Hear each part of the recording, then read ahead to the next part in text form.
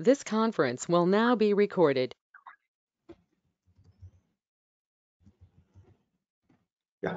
So today we'll be discussing about a couple of interview questions that we may face during the interview. So I've selected a couple of rule types, that is data pages and report definitions. So report definition rule and data pages we'll be discussing today. Okay. First we'll discuss about the data pages.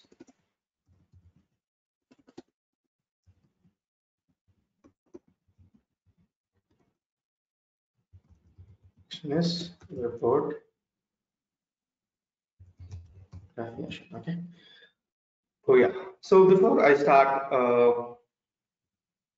discussing about the interview questions on these two rule types, so let me give you some insight. I think everybody is already working, right? So they know how the interview looks like, what kind of things that we have to take care, right? So just I'll try to give an insight specific to PRPC terminology, all right?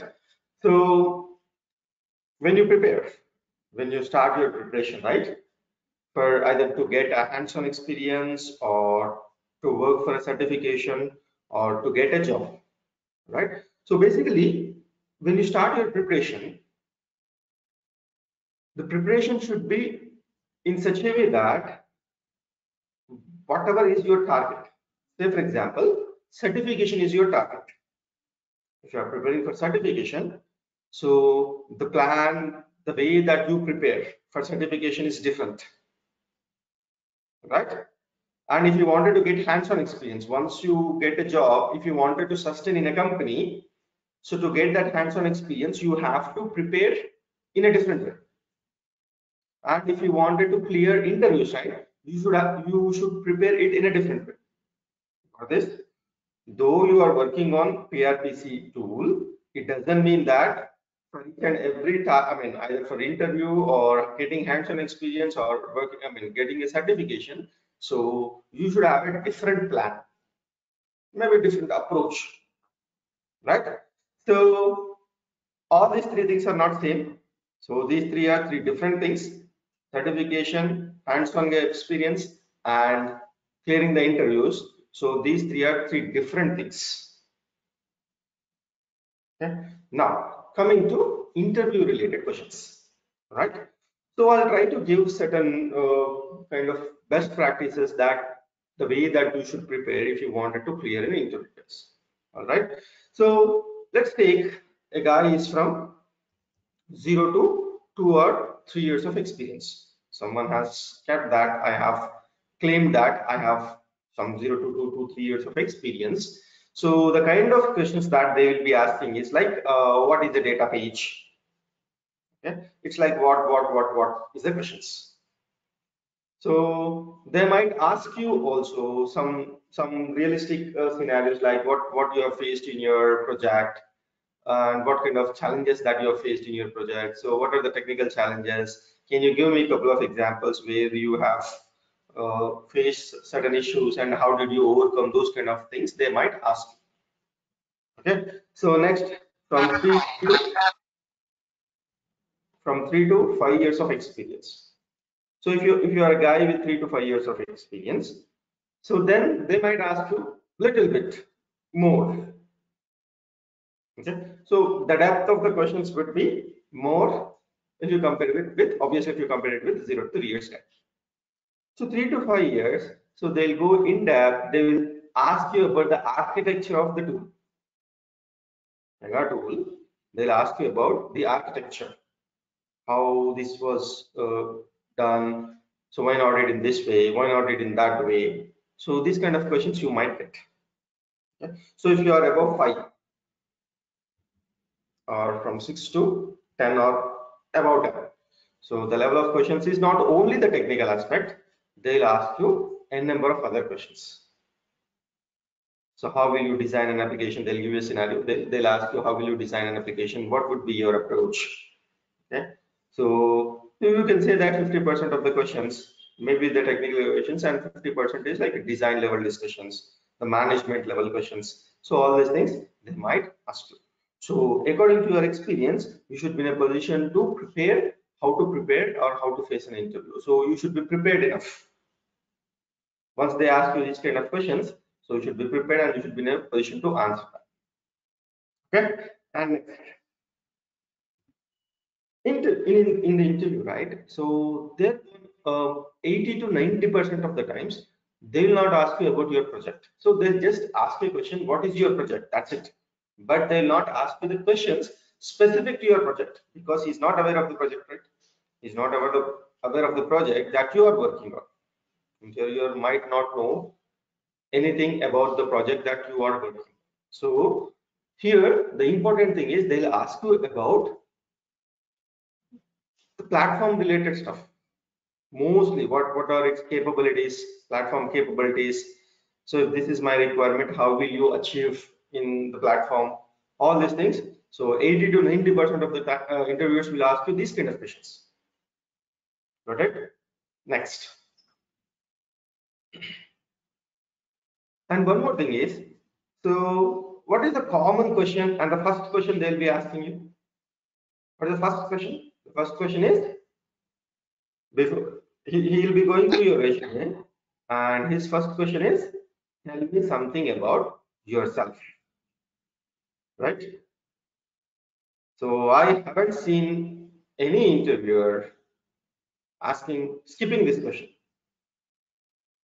So the first question is, tell me something yourself, or what are you working on, what is your project, what is your experience. Okay, so the first question is very important for you guys. So it is a question that sets expectation for the interviewer.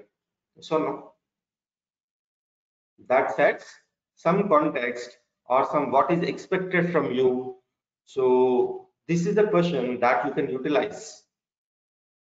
So once they ask you about this, right? So you have to tell your experience, right? And you have to tell the areas where you are strong at. So no. So will you expose the areas where you are strong at, or will you expose the areas where you are weak or you cannot answer? So say for example, I've told that so and so is my name and so is my experience. I've worked on so and so projects. Later, coming to my technical stuff. So I worked on data pages. I've got an opportunity to work on case designer. I've got an opportunity to work on report definition. I've got an opportunity to work on data transform. So all these things, whatever the rule types or whatever the technicalities that you are aware of, you better expose them. Because the interviewer might ask you those kind of questions. There are two things, guys. So whoever is taking the interview, right? One is if he is a bit fair enough or matured enough, he will ask you the questions where you are strong at. If the interviewer is a new guy or he doesn't know the ethics of the interview, then he might ask you the things on which he is aware of. So no, there are only two things: either what you are aware of or what he is aware of. That's the only thing that interviewer will ask you, right? So if you expose yourself on the areas where you have worked, okay, so then asking the questions from the places where you are aware of, so there are a good number of chances, right? So once you say that I worked on data pages, I worked on report definition, so definitely he's gonna ask you these kind of questions on data pages. Then you should be in a position to answer any kind of question that he's asking, right? So if you say that I have good knowledge on data pages or I have worked on data pages, then he will try to ask you the most complex question that he is aware of on the daily basis, right? He will not ask you simple question. He might ask you some in-depth question or the complex question that he is aware of on the daily basis. So if you are prepared for any kind of question on the rule types or on the technical stuff that you have exposed, so then if you've been able to answer those kind of questions, right, then the chances of getting a job would be more. the primary intention. All right. Yeah. So during your resume preparation, expose the rule types or expose the technicalities on which you are strong at. Okay. So say for example, out of 10 questions, assume that in 1 hour he asked you some 10 questions. So if you can answer him 80% of the questions, all right, 70% of the questions or 80% of the questions, so I think that can, I mean, the interviewer is cleared, is what you can think. You need not to be 100% right. So if you can expose, and you can tell that if you are not aware of it, right? Just tell them that. So do not drag into the details of it. Just tell them that. So I did not get an opportunity to work on this area. So and so are the areas which I worked on. In that way also you can try to tell them. So be brave enough and confident enough that if you're not aware of that answer, so you can just tell that. Okay. So ultimately, what is the agenda of an interview? Ultimately, interviewer should be satisfied with your answers. That's the ultimate goal. If he's impressed, so he'll recruit you. Otherwise, he will not recruit you. That's such. Okay, let's go ahead. Let's work on data pages. So, first question, guys. If you say that what is a data page, right? The first question that he will ask you is about the scope. How many types of scopes are there in data page?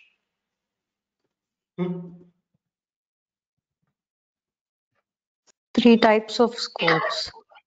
There are 3 types of scopes. So what is that? Thread, requester and node. Requester and node. These were 3 different types of scope we have. Now, his second question is, can you tell me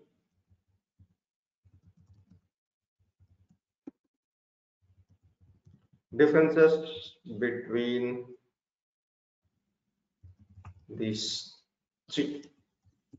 Can you explain me about yeah? If we create a page in a node, that can be accessed by the requester, which is explain me the differences means you should be first you have to go to the thread and you should explain about the thread. So what is thread? okay. Thread is at the work object level. So thread means, here the context thread means it's an instance at one instance.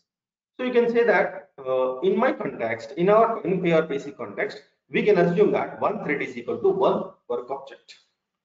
If I create a data page, right? If I create a data page, so if I use that page, if I use the scope of that particular data page as a thread, then that data page is only for that particular work object. Say for example, if I have work object 1, work object 2, and work object 3. There are 3 work objects. So I've created a data page for this work object specific context, and it is thread.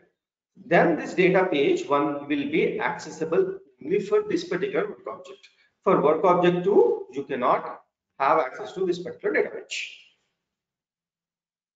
Got it? So thread means it is at instance level. In our context, you can tell that it is at work object level. And if we create a data page for one work object, so the data page would be accessible only for that particular work object, the operator's work object, right? Next, in this work object, you can utilize this data page at any number of times till the session is active. Till the session is active, you can utilize this data page for this particular work object. You can reference this data page any number of times. Okay, so this is what the thread scope is. Next,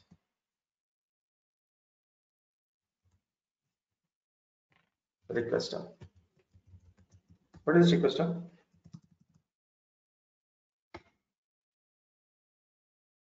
So requester means it is at operator level, guys.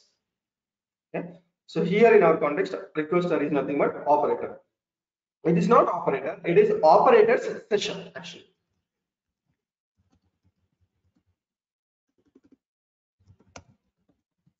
Till that session is active, the data page is available for this particular user. Okay. So for example, this operator one has created data page one. If operator one has created this data page one, so this operator has, assume that this operator has created three work objects: work object one, work object two, and work object three. Okay, so these three work objects can access this data page till his session is active. Example, in the morning I came and I've created, as a requester, I've came and I created this data page as a part of this operator one whose scope is requester. So I'm doing the work and it's time for lunch. I just went out for lunch break. Okay, so I came back after an hour or 1.5 hours. So assume that this session is lost. Once the session is lost, what happens? The data page is also lost. Okay, so again, if this operator tries to access this data page, so he'll get one more fresh copy. He has to create, so system, what it will do is system will create a data page for us in the background. Okay, that is about the requester. Next one, C is node. So most of the times they will concentrate on this particular node, because so node is something which we will use least number of times practically in real-time scenarios. So mostly we'll use either thread or requester, but node is something where we, at least I do not see using of node extensively, not that. So, but in interviews, they will definitely concentrate on this particular node. Yeah. So if you choose node, right? So what is node, guys? What is node? First of all, you should understand about what is a node first clearly. Then you can say that node scope. Anyone? What is node?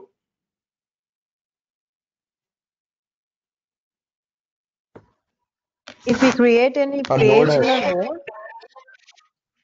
then we can be accessed for that particular requesters, which was in the node. My question is, node what is node node? has a load balancer which equally distributes among various operators or various.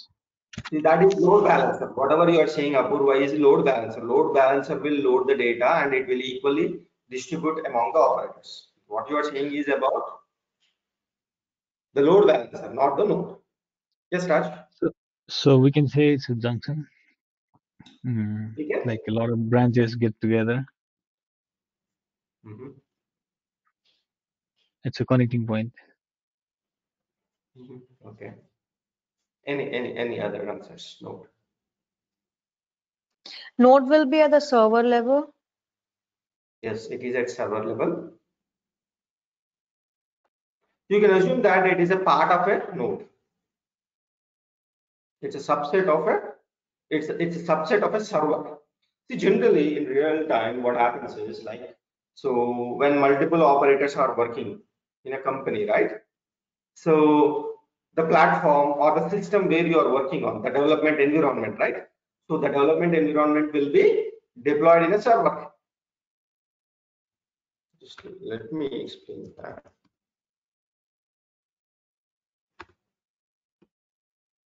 So this, assume that this is a server.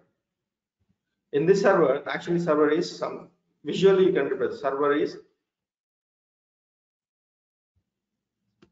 let's split this server into multiple nodes section. Okay, this is server complete. The outer box is server. This is node 1. This is node 2. This is node 3. Okay, these are 3 different nodes. So now you will have a load balancer.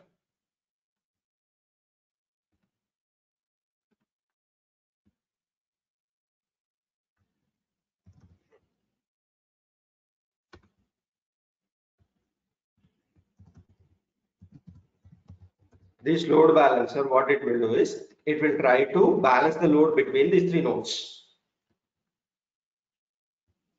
This is one thing. It will have access to all these 3 nodes, something like that. Okay. So whoever the requesters which are coming, right? So assume that these are the requesters.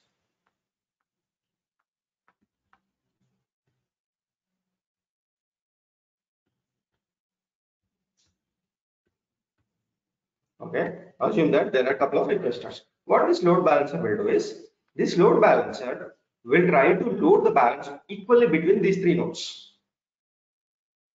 Got it? Whenever there is a balance, right? Say for example, if 100 operators are trying to access this, so 30 operators will be accessed by node 1, 30 operators will be accessed by node 2, another 30 operators will be accessed by node 3. So it will try to distribute. Now we are saying this node specific context, that if the data page is, so if the data page is node, means you are seeing this one specific context on the node. It is not on the server level, guys. It is on the node level. So out of these 100 operators, assume that 30 operators. So 30 operators are in this node 1. So all the 30 operators can use this data page. Got it? So the node, the data page is created at a node. Assume that that node is this node 1. So whichever operator is a part of this particular node 1, those operators can access to the data page. That is the meaning of this particular node. Got it? So you can say that. So a node level means it is a part, is something like a subset of a server. So where multiple operators can access this data page. So for example, a data page 1 is created at node level. In that node, assume that there are 10 operators. Right? So these 10 operators will have access to this data page. It is multi-operators. Multiple operators can access this data page 1. Now the question is, if there are multiple operators, so you should understand this. So multi-operators means all operators will not have equal access group, right? Assume that this data page is containing a logic. This data page has a logic, or the source of this particular data page is to get best discounts. Assume that the data page, the logic which is written in the data page, or the source which is written on this particular data page, is to get the discounts. Do you think that for all these operators, same discounts are applied? Out of these 10 operators, assume that 3 operators are premium operators, the regular operators. Assume that. So for these 3 operators, do you think that the discount rate, the best discounts for these particular 3 operators, comparing with other 7 operators, same or different? It can be different, right? Different. Let's take one Amazon as an example. There are what is that? Premium, right? Amazon Premium is something. Amazon Premium account and Amazon normal account. So for those, so for Amazon Premium guy, so the shipping is free, right? Shipping is free. The kind of options that he have is different. The kind of discount rates that he has are different. So there would be some difference, right? Now the question is, if I expose the same data page for all these 10 operators, do you think that it is correct way of exposing the data page for multiple operators? No, right? It's not the same. So in short, what I can say that, so 10 operators will have 10 different types of access, or they might have, or the context of these 10 operators might be different. The data page to get the best discounts for 10 operators may vary at 10 different logics, right? So to get the context, to get the appropriate context, what you have to provide is to provide the access group.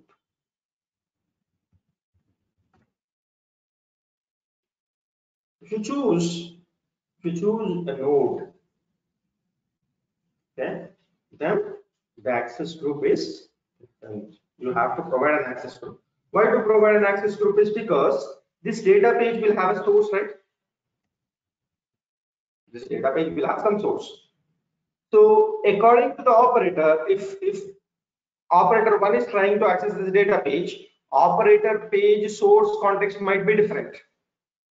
Operator 2 source context might be different.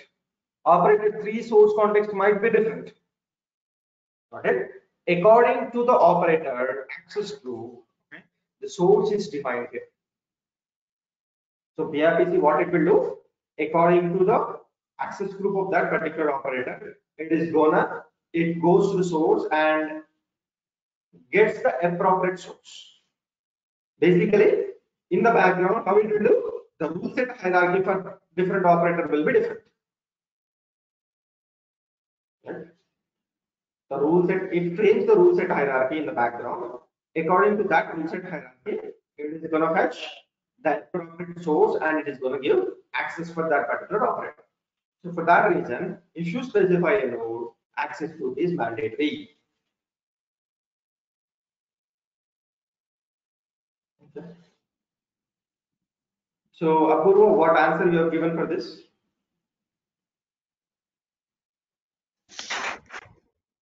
I've given the exact answer what was in the lecture slide. So what is that answer? I used that shares example, confidential shares, that nodes have multiple operator. So assuming that there are two users, normal users and manager users. So normal users will have different privileges. Manager users will have different privileges.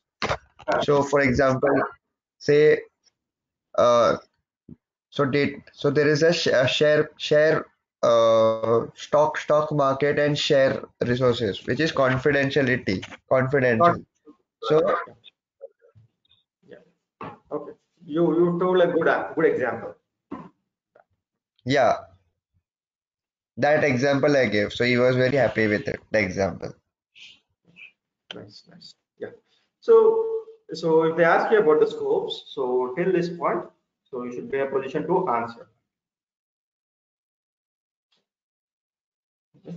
So and one more tip, guys, you can consider this like a tip or whatever it is. If they say, see, if they ask you something which you are aware of, right? So don't immediately tell them in a fast way. So just take some time. So tell him that I will think about it, okay, and let me think about some suitable example.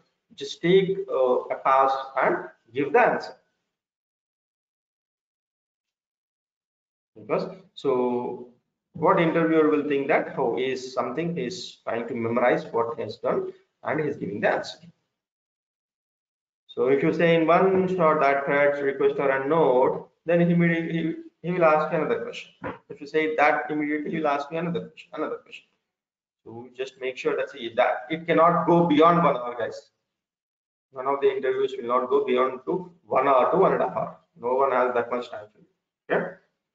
So just make use of whatever the things that you are aware of, right? Just try to make use of this time in those areas. So let's go ahead. Scope is done. Next.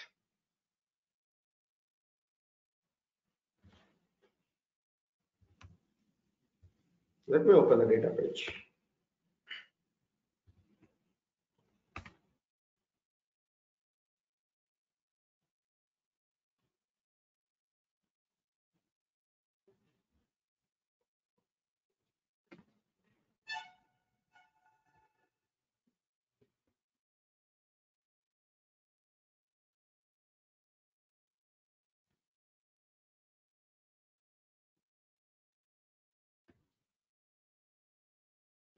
Mode. Let's go to the mode and let's see. How many types of modes are available in database? Read only, editable, and savable. Read only,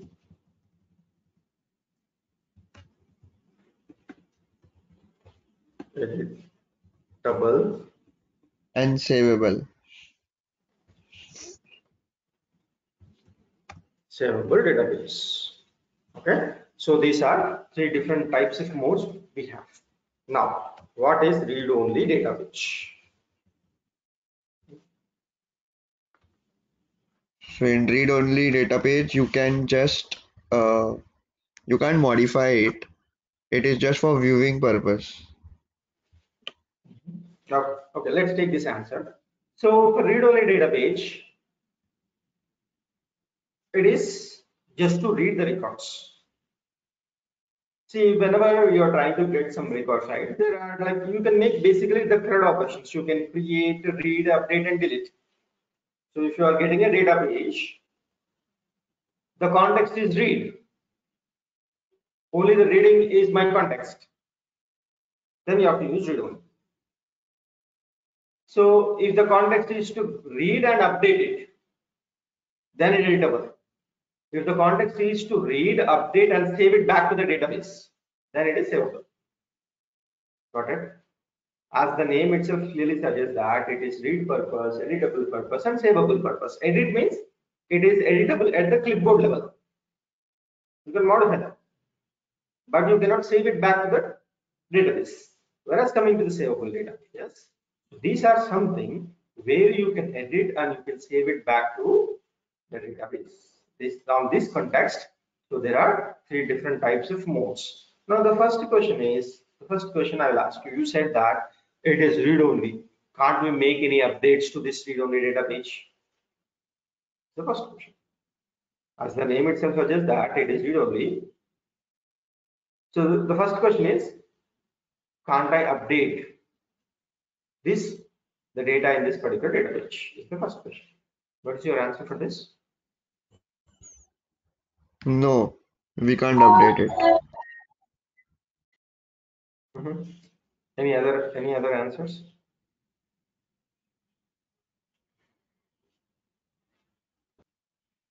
Yes, we can update it using post-load processing, or we can modify using post-load processing. This that's what.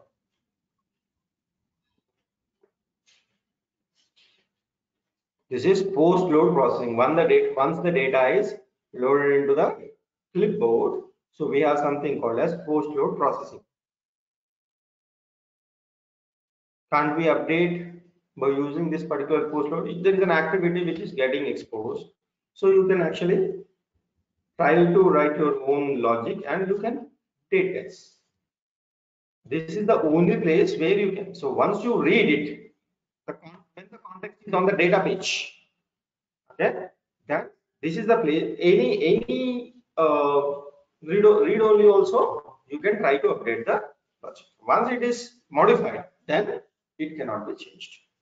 This is the only place where you can modify the read only data page. Apart from this, when the context of the data page context is gone, so you cannot update the read only data pages. Yeah. So if you wanted to modify, you should modify it in the post load processing. Once it is there, so it is read only. You cannot update it. And where does the read only data page store in the clipboard? in Data. data page. Data page. Let me open the clipboard.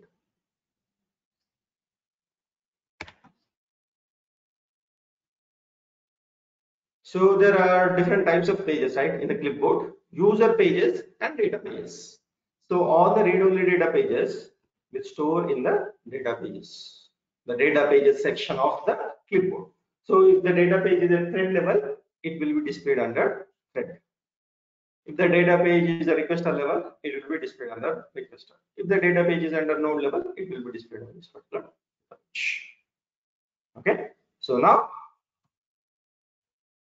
they might ask, when did you use this read-only data page? Can you give me some few context where we can use read-only data pages?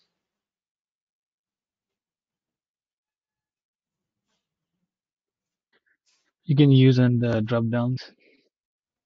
Yeah, the most widely used place the data pages drop downs.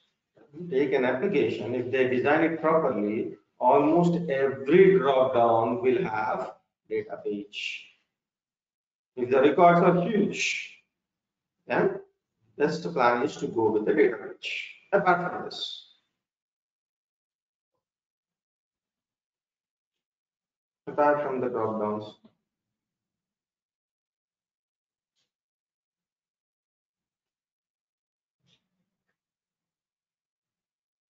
landing pages, you can use database. Say for example, you are trying to load certain records on a landing page, on a page basically, on a screen, okay, on a dashboard, something like that. You can use this data pages. Okay, so that's it, nothing more than this, right? Okay, next let's go to editable. What is editable? What's the purpose of editable? So the purpose of the editable data page is, as the name itself suggests, that you can update the data page at clipboard context. Okay, assume that you have created a data page at operator level. So operator has two work objects. Assume that operator has two work objects, and these two work objects can access this particular data page. Assume that operator 1 wants to modify the data page. The operator 1 can modify that particular data page. Now, where are these editable data pages stored? User pages. User pages. In the user pages, the editable data pages are stored. Why in the user pages? Why not in the data pages? Because In data pages, only we can save read-only contents. In user pages, where we can edit.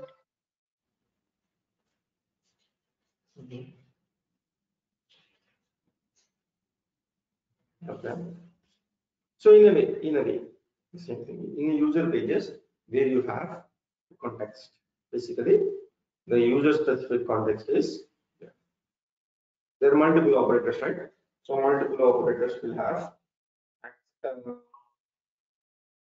So whenever he updates the data, right? So the updated data should be visible for that particular guy. Operator 1 has modified it, right? Modified the data pages from A to B, the data in the data page to from A value to B value. So we should be seeing the D value, not the A value, right? So it is specific to user pages. Yeah? So it is specific to that particular user page. So for that reason, the platform will create the data page in the user pages. Okay? So all this here, D underscore, all these are data pages, guys. These are editable data pages. Let's take one example. D underscore app explorer pinned classes. What is pinning a class? Pinning a class is something which is displayed every time, right? So for one operator, there might be two classes, two pinned classes. For another operator, there might be 3 or 4 different pinned classes, right? So according to the context of that particular operator, so this data page will vary.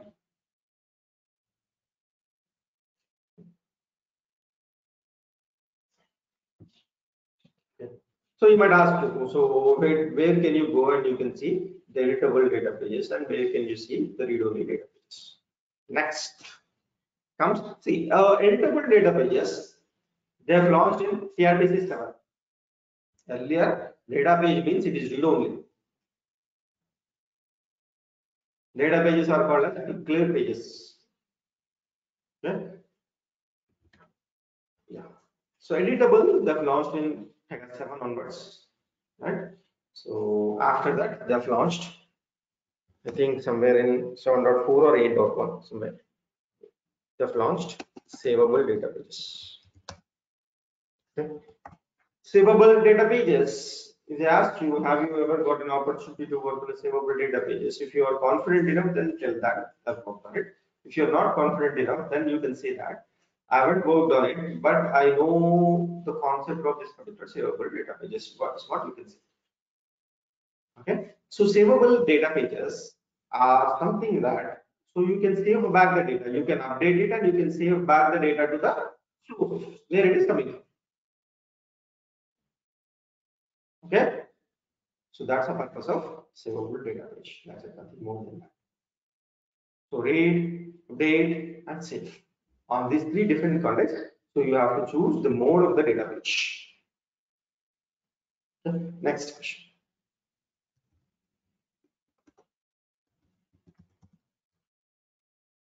Next question is why data pages are called declare pages.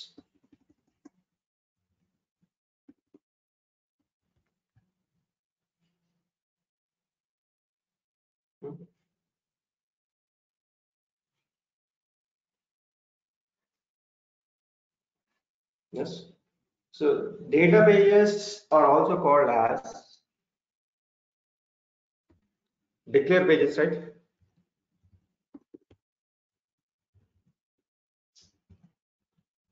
Declare pages, right? So this comes as a part of declarative processing. There are a couple of declarative rules in PRPC like declare pages, declare expression, declare index. Okay. There are a couple of declarative rules in PRPC. One of the declarative rule is a data page. And one of the most important feature why we have to use data pages because it is declarative in nature. So if you see one of the document which is mentioned in the Pega PDM article, right? There was one beautiful article which I went through. So the data pages were designed to get the declarative nature. They wanted to have some declarative thing per pages, so they came up with an idea of data page or declare pages. Then later they have enhanced these data pages. That's a different story. But the root cause, I mean, the thing that data pages are defined is because they should act like a declarative in nature. So first question is, what is declarative according to PRPC context? And coming to specific to data page, what is declarative nature in a data page?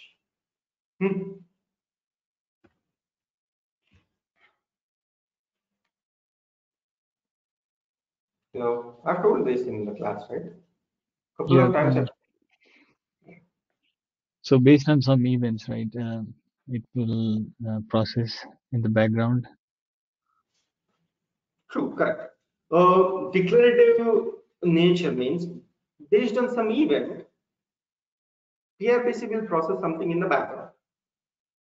If an event happens, if some event happens, so you need not to tell anything about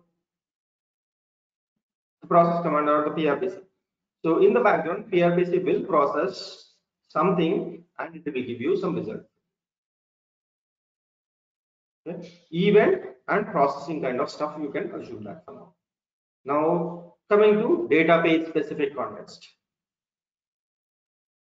What is that event and what is the process that PRPC is going to do in the background?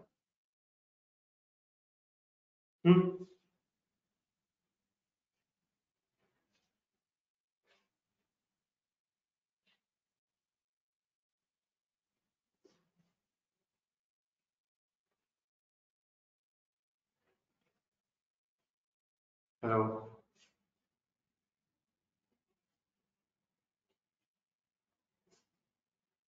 This is the most widely used thing.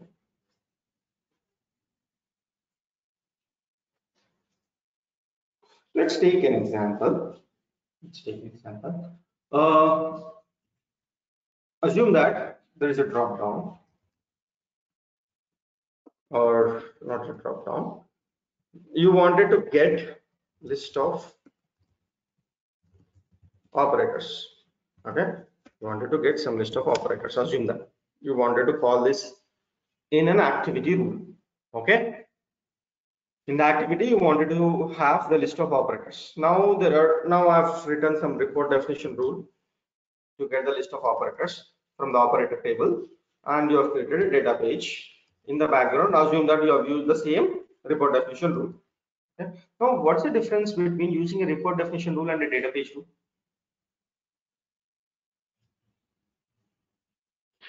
Assume Report that this definition.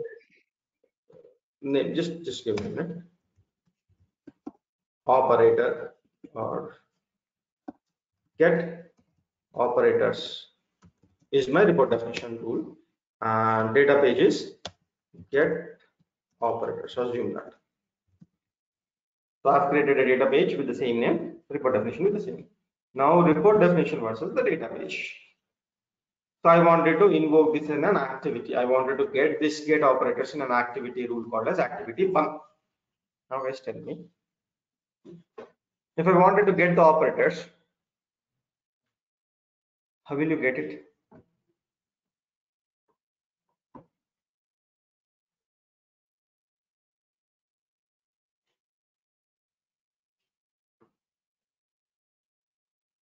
From the activity, right? Use parameters. What parameters? See, what is my question is, how will you invoke the report definition rule or a database rule? So to invoke report definition rule, there is a method. Okay, you have to use one of the methods, right? An activity. So px retrieve report data is one of the activity. By using this activity px retrieve report data, you can invoke this report definition. See, if you wanted to get the report definition rule, you have to execute that report definition, or you have to call it. Once you call it, then you will get, so once you call this, then the logic in the report definition will be executed. Okay, you have to explicitly call it if you wanted to get that. See, if you wanted to call an activity, if you wanted to call an activity from the flow, what will you do? You have to use utility shape. From the utility shape, you have to call the activity. Any rule, if you wanted to invoke, what you will do? You have to call that, or you have to execute that. But whereas coming to the data page, you need not to call them. You just have to refer them. You need not to go to report definition rule, and you need not to go to run that rule and get the data into this particular data page. No, you just refer this data page. You just refer this get operators. Just refer it. In the activity, you'll have a page, right? Step page. Just give the name of that data page there. Just try to refer it. That's it. Once you refer it, this is the event, guys. Referring is the event. Now, what PRPC will do in the background? So PRPC will go to this get operators source. From the source, it will execute the source, and it will get the data, and it will load into the clipboard. All these things will be taken care by the system itself. So for that reason, we are calling this kind of processing as declarative processing. Once you just have to refer it. That's it. You need not to execute the source. You need not to do anything. Just refer it. That's it. Everything is taken care by the platform or the system. Okay. So now you got why data pages are called as declarative pages. So Karthik, one question regarding this refer. So this is the way to call the declarative rules. Is that right? Declare page. Declare page. See, if you take Okay. declare expression Why declare expression is called as declarative rule? That has a different context. There the event is different and the process in the background is a different. Declarative on change, that is different. Okay. Declare index, that is different. So they work on at different levels. Got it? Yep. Mm-hmm. Coming to data page, referring is the event here. Okay. Everybody got this or not? Why data pages are called as declare pages? Okay, so what is the instance class?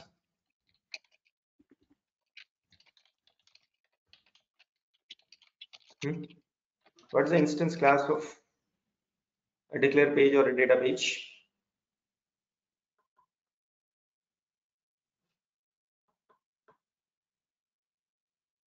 If you have platform, can you, okay, at least tell me what is the process to know that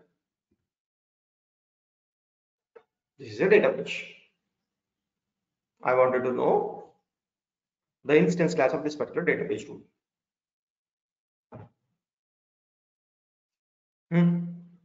At least if you don't know the answer, then you should tell me the approach. At least you have to tell an approach to the interviewer, right? How will you Go to clipboard. go to clipboard? Okay, well, I went to the clipboard. Yes. I went to the clipboard. What to do now? Data page. From actions, go to XML. Yeah, XML. Right? Now tell me, where does unit TXOPJ class.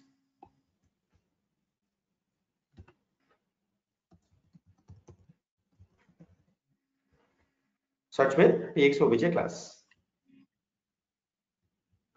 Now tell me what is the instance class? Instance class is rule declare pages. Okay, so data page is something which is frequently used, guys, so you better remember this. Rule declare pages is, as this is the declarative rule, right? So most of the declarative rules will start with rule declare.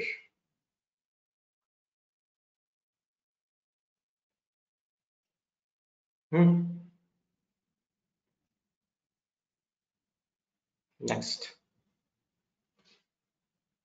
let's take the refresh strategies.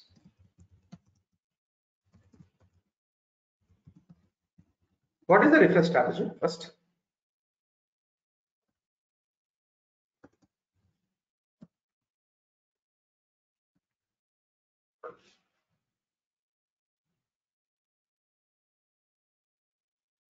At what time it is going to get refresh? At what time? So do not.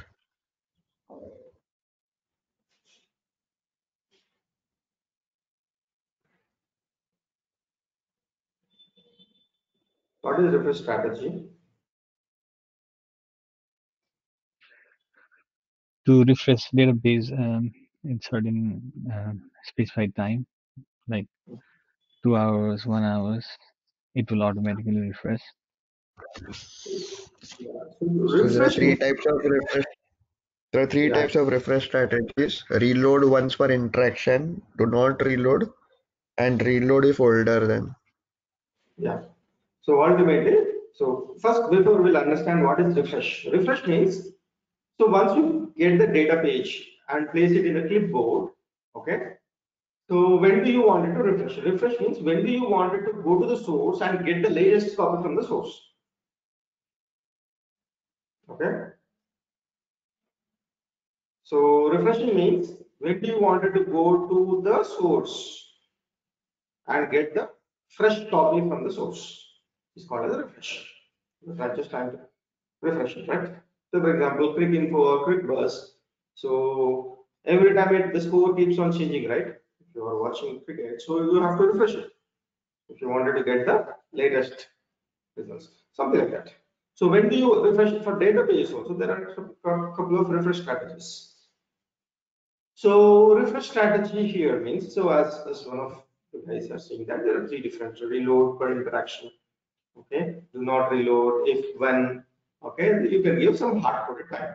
So ultimately what you are trying to do is you are trying to specify some refresh strategy. Okay, now let me go back, or let me give a couple of examples here. So some classic example that I might give the same thing in the session also, but we'll try to give the same example here. So if they might ask, they'll ask you something like this. So a database was created at 1 o'clock, assume that 1 a.m. or PM, assume that. And so the refresh strategy for this particular data page is 1 hour. Okay, next. Okay, so at 1:45, the data page was refreshed. Okay, at 2:15 or 2:45 p.m. the data page was refreshed. Okay, 2:45 the data page was accessed basically. So okay, let me reiterate this. A data page was created. What time it was created? It was created at 1 o'clock. 1 o'clock was the data page created. 1:45 it is referred, and at 2:45 p.m. it is referred. Okay, so the data page refresh strategy is assume that 1 hour. Okay, now, so once the data page is created at 1 o'clock, the refresh strategy is 1 hour. When the data page is refreshed, when the data page will be refreshed. This is actually one of the certification question also. Yeah. Not tell me guys, at what time it will get refreshed. So 1 o'clock it got created, right? 1 hour is the data page refresh strategy. So do you think that it is 2 o'clock? At 2 o'clock it will refresh? 2:45. No. 2 o'clock it will not get refreshed 2 o'clock it will not get refreshed. Why it will not get refreshed? So the data page was because it created, is 1 hour has completed. Ideally it should refresh at 2 o'clock, right? no, because it's not used by any operator. Okay, it is not used or it is not referred. It's not only operator or one object or whichever way it is. It is not referred. So ideally what should happen at 2 o'clock?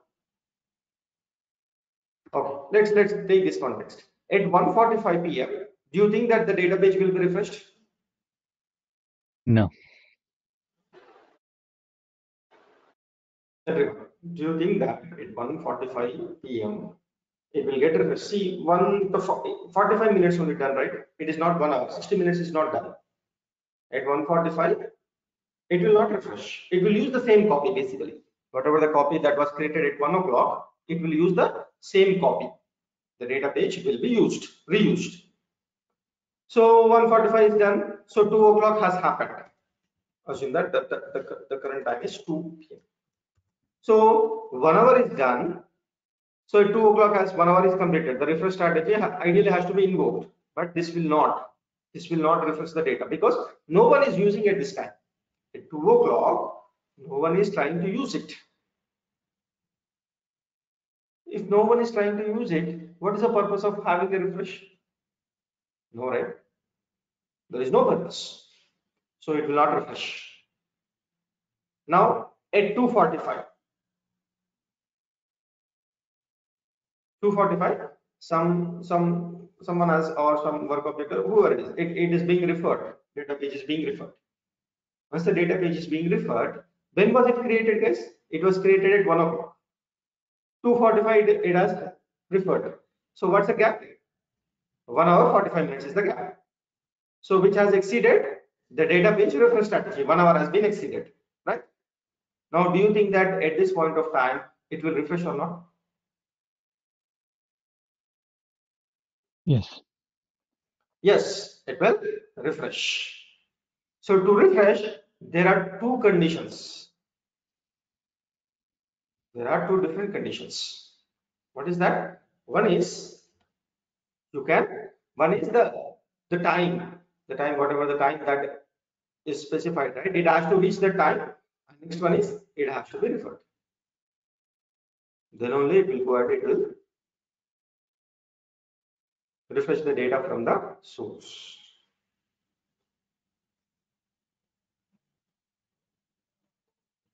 Okay.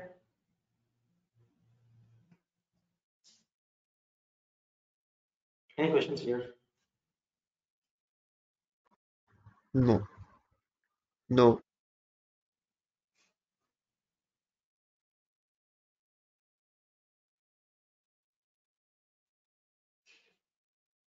Okay. Let's go back. Oh yeah, so let's understand this part also. Load management.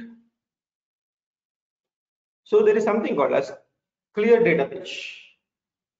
So once you do this clear data page, right? So what it will do is whatever the data page which is created in the clipboard, once you click on this, it will be wiped off. So whenever you wanted to test something, whether it is getting the data appropriately or not, so you can clear the data page.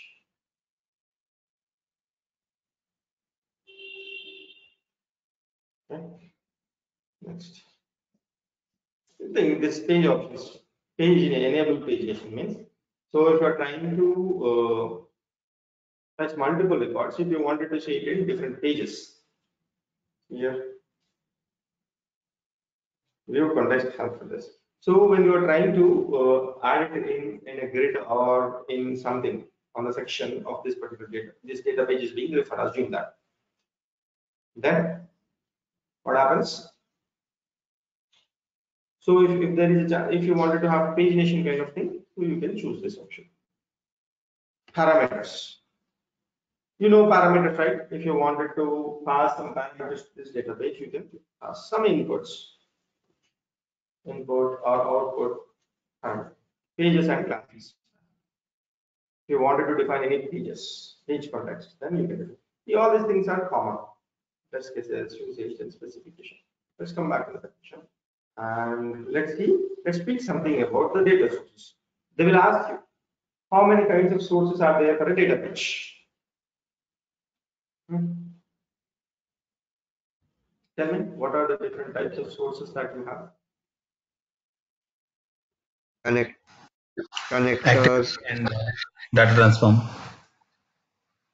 connectors, then lookup, report definition, activity, data transform, report definition. You've got definition, activity, data transform, lookup. Okay. What else? Connect. So you can tell these things. So there is something called the robotic automation, robotic desktop automation, aggregate sources. These three things I am not even aware of. Something to RPF maybe. So these things. So connect, data transform, report definition, lookup, and activity. Okay. So here connector means where you can call an integration connector group. Okay. So data transform, you know, data transform, report definition, lookup. Lookup is something like where you wanted to get a single record. Okay. See here, once you see the source read only, okay. So the source is different. The source is different. And say for example, I'll use page. I mean, basically, what is structure?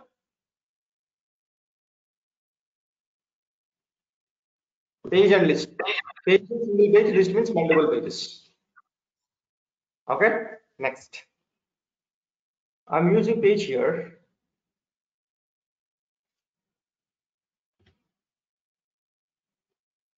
Just a minute.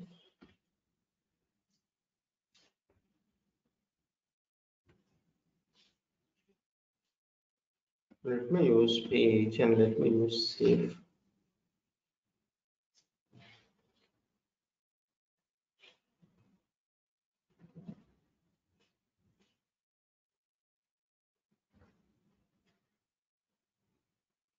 You have to give the report definition rule, but okay, well, let me count. So when you use page, see here, how many types? Editable.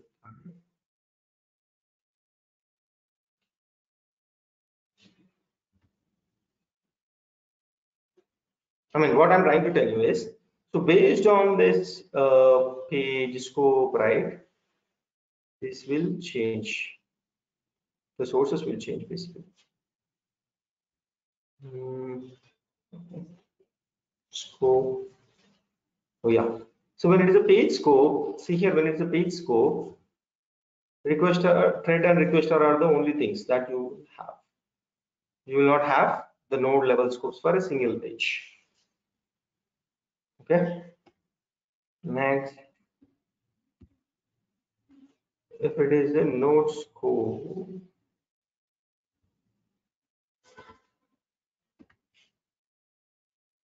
if it's a list, the list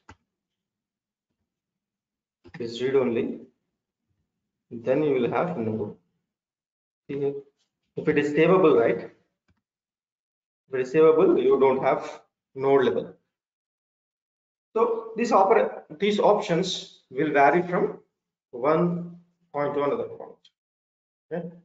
So mostly node, if the savable R is a node, so multiple operators are saving at a time, right? So you cannot have that option. So whatever makes sense, so those options are only visible.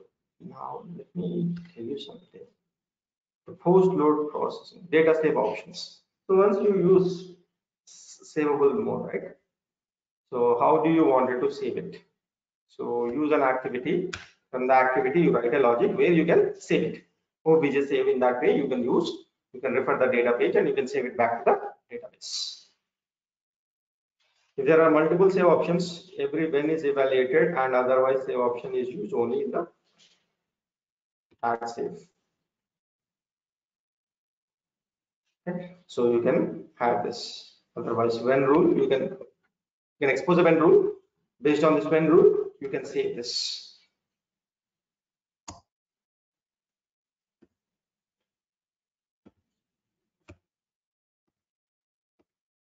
The rest is the only option that you have. And you can say, give the name of the activity and you can save the data back to the source. So this is how you have savable database. So yeah. So that's it, guys. That's it. So most of the questions they might ask you from these kind of things on the database. So this is not the only thing. You have to explore more and more other options also, right? Yeah. So what is the time now? It's 8. Any other questions? So let's go back. So there's one question was asked for me. In Okay. refresh strategy, can you see which option can you see in refresh strategy? Editable, read only, Okay. or savable?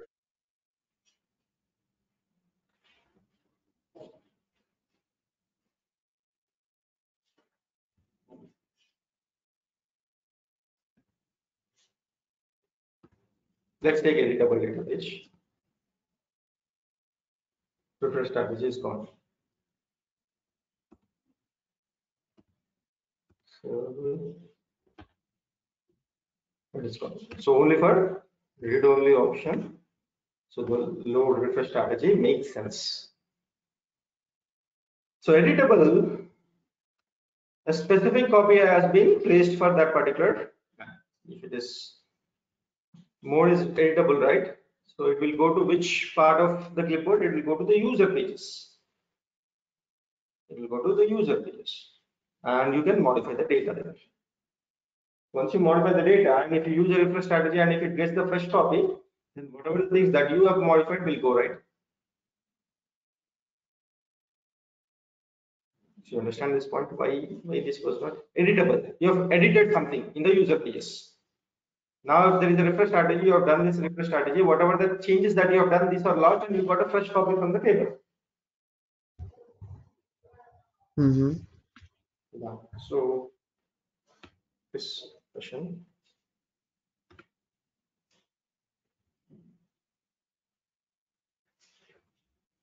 Fifth point. Refresh strategies are applicable for which mode? So it is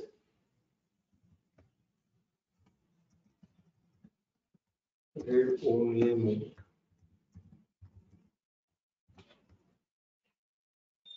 Okay.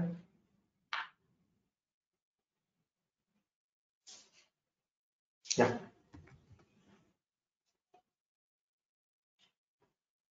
Let's come back to the data transform. Okay. Sorry, 20 is the time. So yeah. So what is the data transform? Still we have report definition rule also, but anyways. Yeah. So what is the data transform?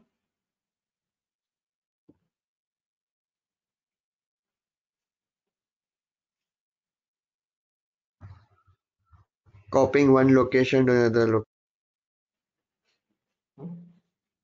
So copying one location to another location. Is that the correct definition with SAT's data transform rule? So it's a manipulation of data, like setting a data, moving one property from another property. Pretty much. Basically, yeah. So you are trying on the properties level. So what you are trying to do is you are trying to update, right? Copy from one data from one property to another property.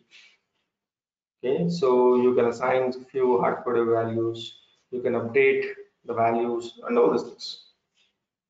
So to transfer the data from one location to another location, the name itself suggests, right? So you are assigning values, updating the values, okay, copying the values, all these things comes as a part of the data transform rule. So now guys, tell me, what is the instance class of a data transform rule?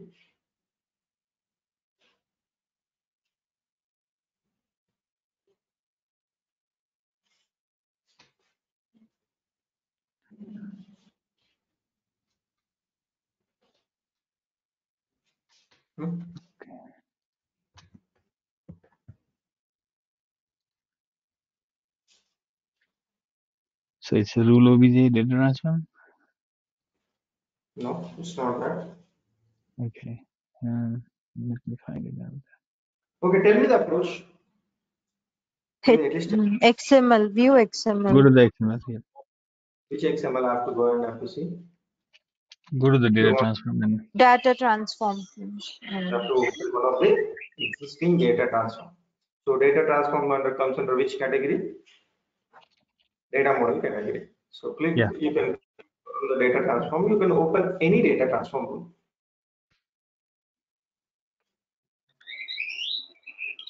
Instance of data transform is rule OBJ models. Okay. So fine, tell me the approach. So this is the data transform rule. Actions, view XML. Search with what? PX OBJ class. PX OBJ. Is rule OBJ model. Why rule OBJ model? If you see for property, it is rule OBJ property. If you see for section, rule HTML section. If you see flow, it is rule OBJ flow. If you see flow action, it is rule OBJ flow action. If it is operator, it is data admin operator. If it is access group, data admin access group. Everything, at least ending with the rule name. But data transform, It is rule of which model. What? That is related to data model category. Then property also comes as a part of data model category only, right? Database also comes as a part of data model category. Okay, anyways.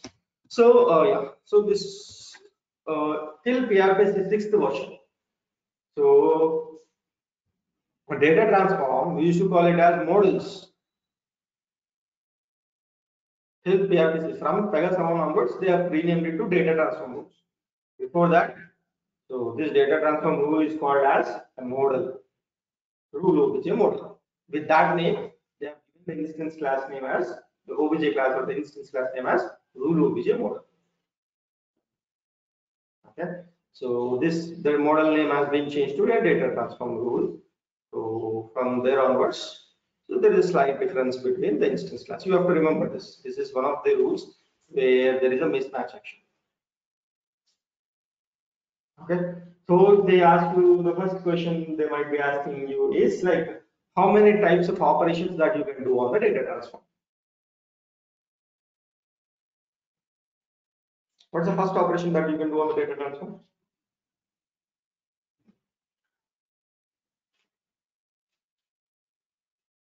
No. You can read. Set. Set value. Yeah, set means it's like a property set, guys. Set means from you are trying to copy from one property to another property.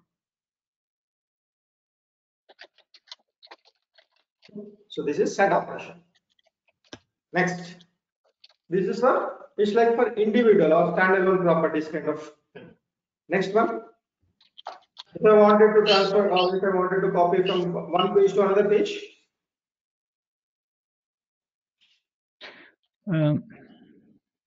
Update page. update page. Update page or page copy? Just a minute. Update page. Update page. So once you get update page, it will ask you for the source and the source page and the target page. So with values from, or you can just give a blank value, something like this. Okay. Next.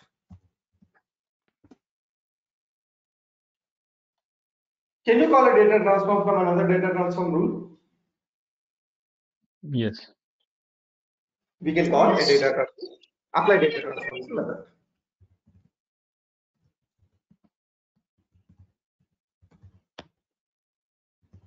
Fourth. You can sort. Sort is applicable for, let me open this. Sort. Okay.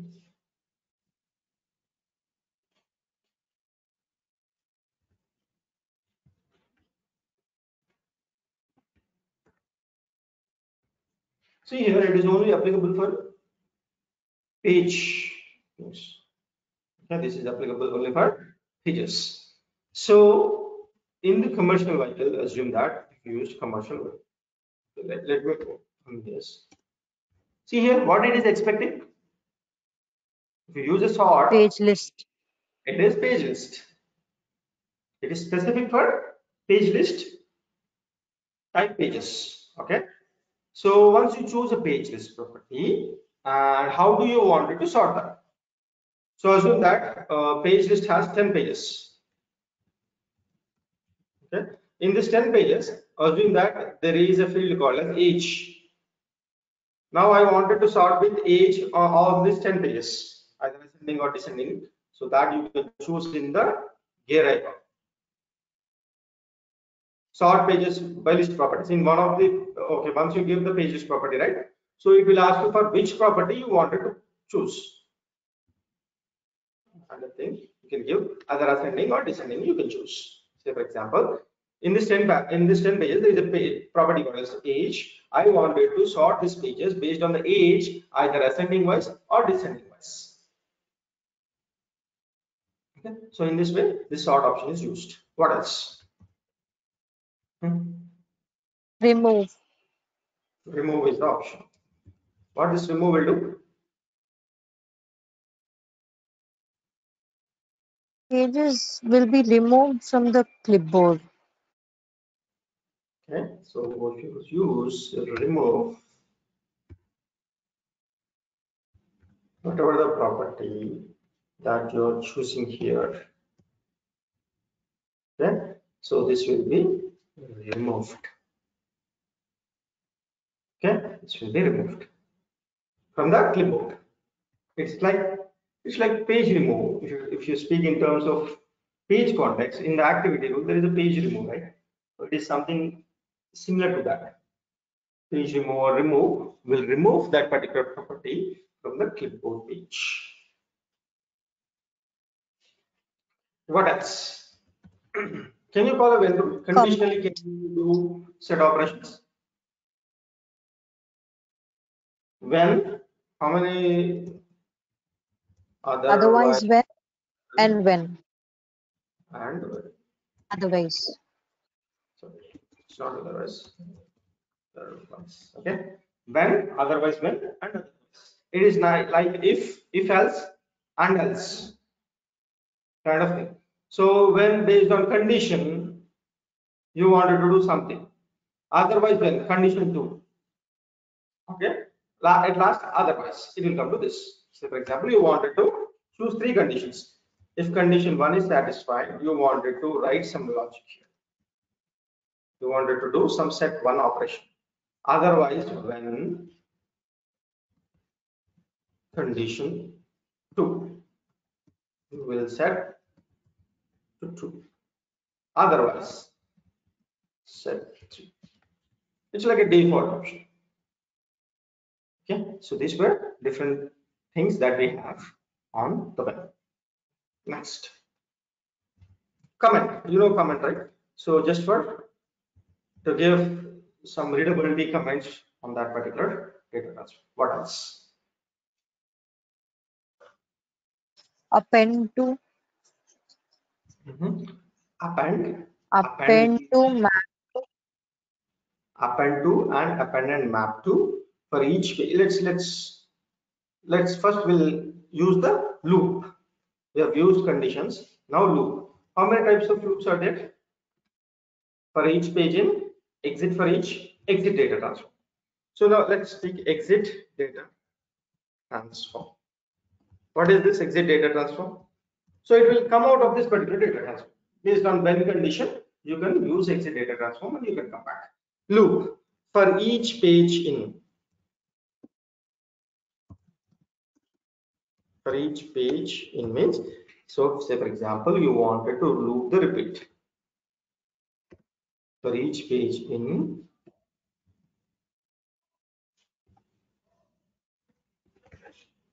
you have to use either page list or the target should be either page list or a page. So depending upon the number of pages, if the page list has 10 pages, how many times the loop will repeat? 10 times. Next, exit for each. Exit for each will exit from the loop.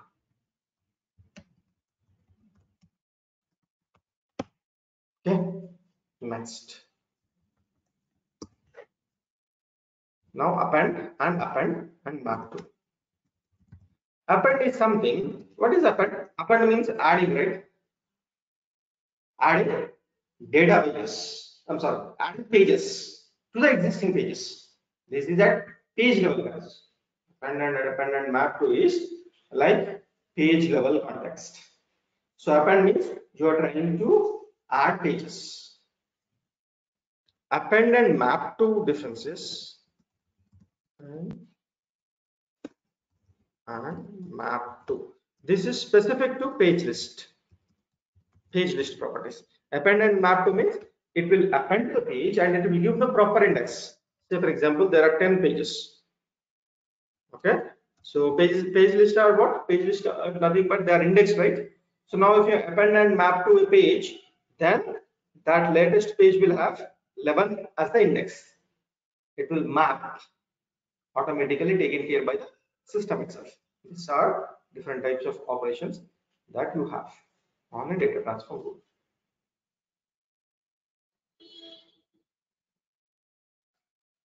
Now, so most of the times they will not ask you these things.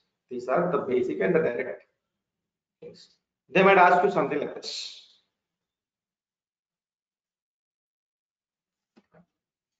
If they say data transform, can you call an activity from the data transform? I wanted to call an activity. Is it possible from the data transform board?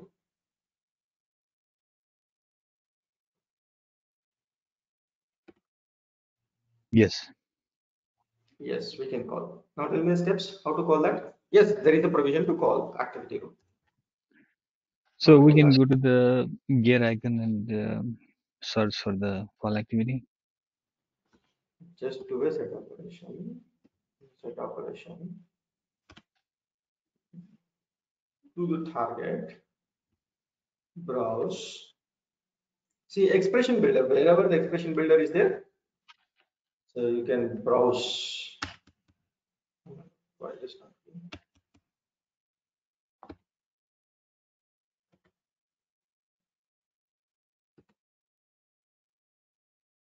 It is loading it.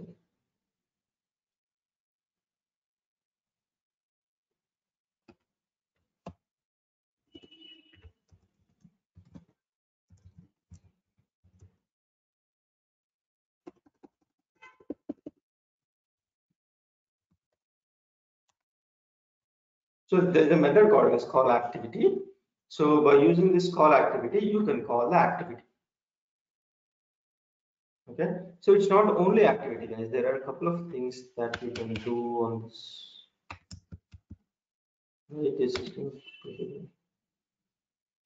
Let me go to another character. When you do a browse, right? So it should show a gadget action. Very efficient.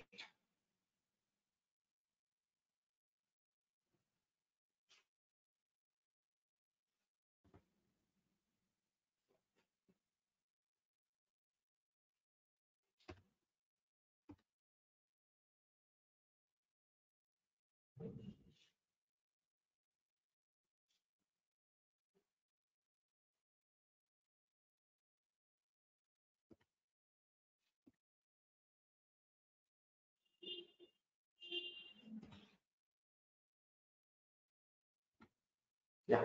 So expression builder, you will get this. So from here, you can search call or simply search with activity. Just click on search. So call activity, px execute an activity, py does activity exist. So these were different functions that you have basically. See here, once you hover on this, see it has shown you a card. On the card, it says the signature of that particular activity, the description, call an activity. Ideally, the activity name field should only contain the name of the activity. But if you pass the class name also as a part of the activity name parameter, the field is split and only activity name is considered. Mentioned class name is not honored. The class name is always taken from the primary page. Got this? Clipboard page, primary page, string activity name, parameter page, param page. When you are calling an activity, you have to pass the primary page, comma, activity name, comma, the parameter page. If you wanted to pass any parameters, just prepare a parameter page and just create a new page. So from that new page, so pass that parameter page. So this is the signature.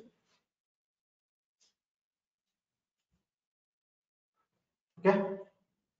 So now we can use this method and you can call an activity.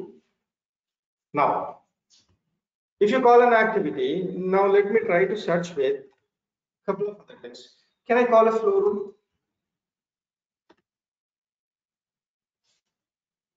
Get child flow names. So specific to the flow, so invoke service screen flow, contain subflow only, build question structure. No, this is something you can call a flow. Now let me check with when rule. call when, call access when, count in page list when. So there are different types of methods basically. You can go ahead and you can use them. Takes when. Okay, so you can call a when rule. So in the when rule, you can invoke that when rule, right? Now let me do that. Data transfer.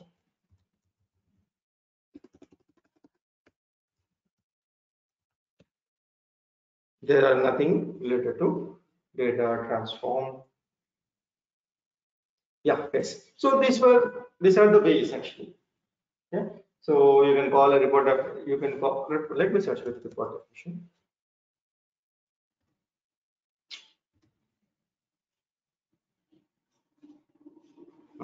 So these methods. So activity rule can be called. If you call an activity, right? From the activity, can you call a data page? Yes, you can call a data page. From activity, you can call report definition. Yes, you can call a report definition. From activity, can you call another activity? Yes, you can call. So whatever the see, once when rule is exposed, you can do many operations, right? Either when rule or the activity. So they are exposed. You can do multiple operations from there. So that provision you can do it with the expression builder.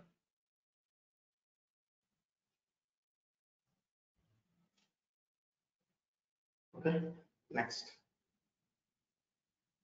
So this, if they ask you about the data transform, there are a good number of chances that they will ask you whether you can call an activity rule, other rules from the data transform apart from this straight methods. Okay. So yeah, one more thing. When you are calling an activity, can I call another class activity?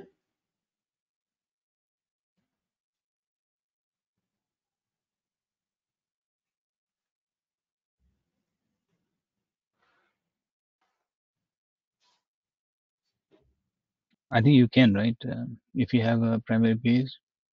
Yes, if you have a primary page, you can define it in the pages and classes, take the page name. From that page name, you can give the context as that page, and in that way you can call.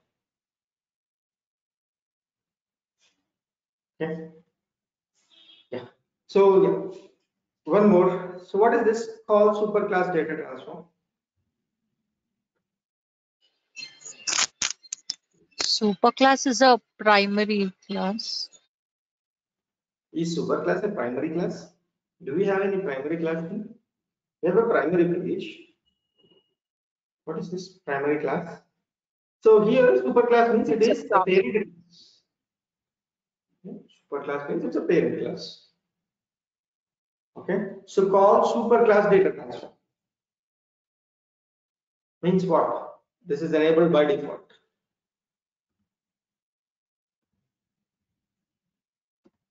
Okay, let me give that example. There is class A, there is class B, and there is class C. So there is a report data transform DT1. Assume that. Okay. So in this DT1, in class B also there is DT1. In class C also there is DT1. Now I'm calling in the context of class T. I'm invoking this data transform one. Okay. So in this data transform one, if this is enabled, call superclass data transform is enabled. So then what I'll do, then what system will do is, system will go to, it will not invoke this data transform context of C class immediately. It will go to the parent class. Parent class, it will see data transform one. And in this data transform also, if there is superclass data transform is enabled, then it will go to its parent class, that is DT1 of A context. So it doesn't have any data transform superclass, right? So first it will execute this. The order of execution is important. First it will execute this, later it will execute this, later it will execute this. Got it?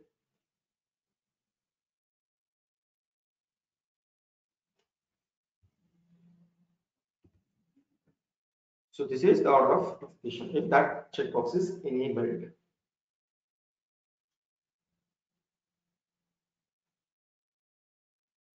Got it, guys? So that's it. I don't think they'll ask go beyond this. So one question, Karthik. So when we call the super class data transfer, right? So in the super class that we may have other data transfer, right? So how the system's Name gonna should know that? match. That's what I'm saying. Name should match, right? The idea Oh, of name this should. particular transform should match. Then only it is possible. See, in B class there might be hundreds of data transforms. So it is based on the name. The same, that's what I'm saying. If the same data transform, if the name exists in class B, it will go there and it will execute. If the same data transform class exists in class A, the name ID is the one which it is going to look for that. Okay.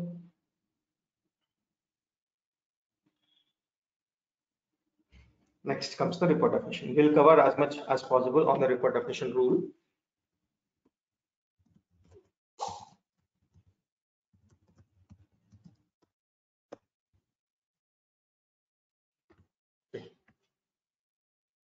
Oh, yeah. So tell me guys, what is report definition? Report definition is something you will get the data from a table, right?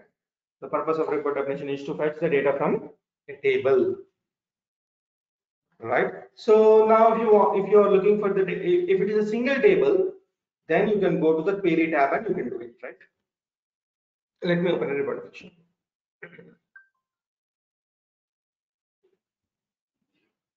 So it comes under report category, right? Go to records, go to reports, go to report definition.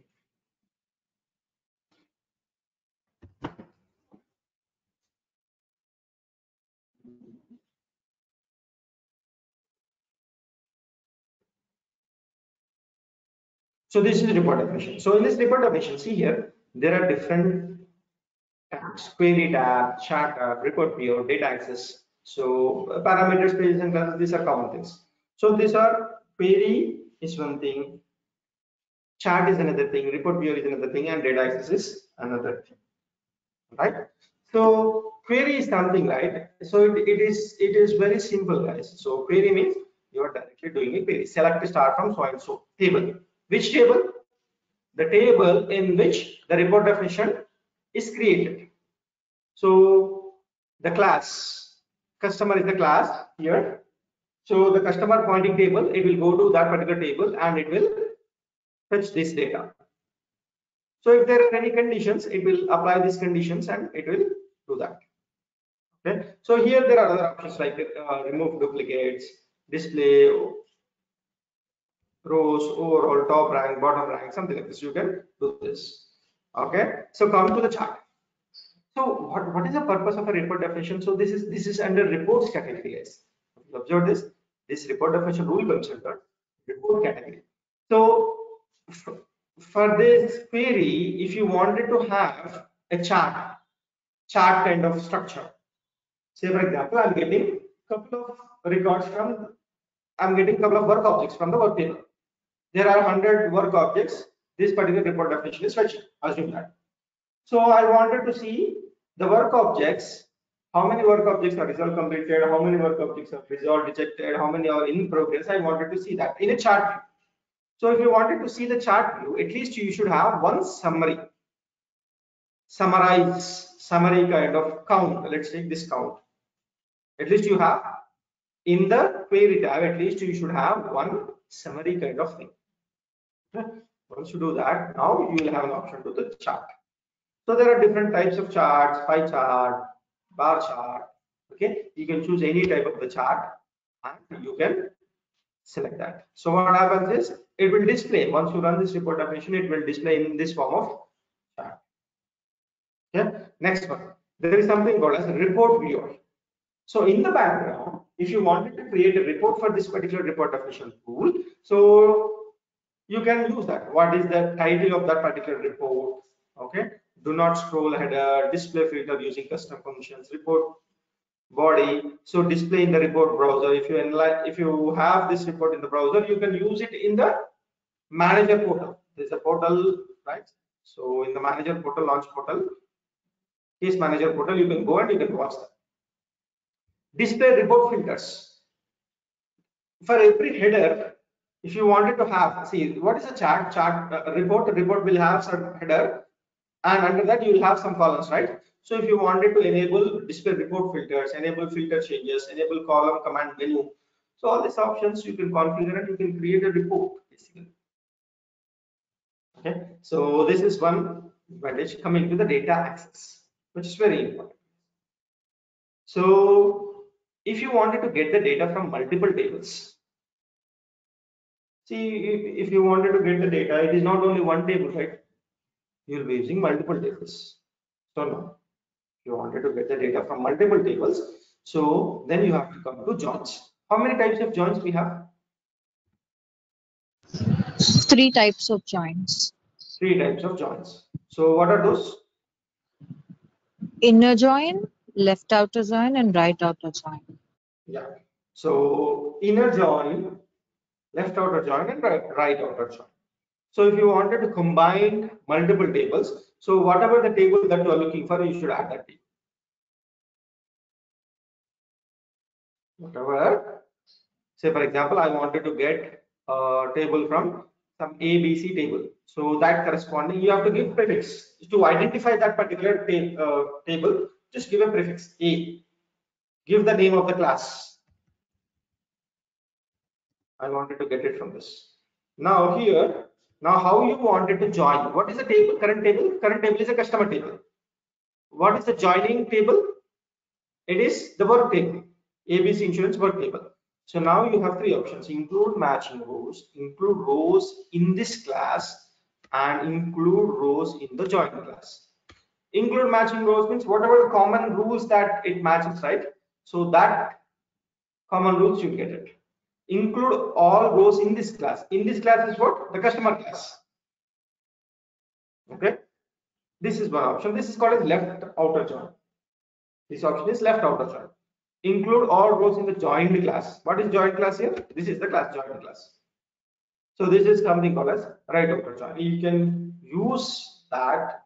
You can give one more. You can select one more class, and in this way you can add many things. Okay.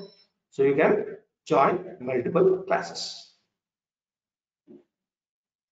So this way you can use that.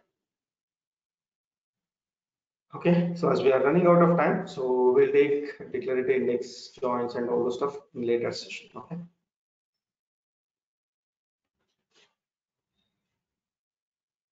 Any questions? So we'll take the report definition in another session, possible. So before that, what I want you from you guys is get all the interview related questions. Okay, so search in Google or something. So interview questions on report definition rule, interview questions on data transform rule, interview questions on data features. Start with that, get the questions so we can discuss in that way also. Okay, so for today, that's all for today. So we'll discuss more in our next session. So I'll tell you when that session would be. So most probably it would be next week only. We can utilize this weekend for having these kind of discussions. Okay.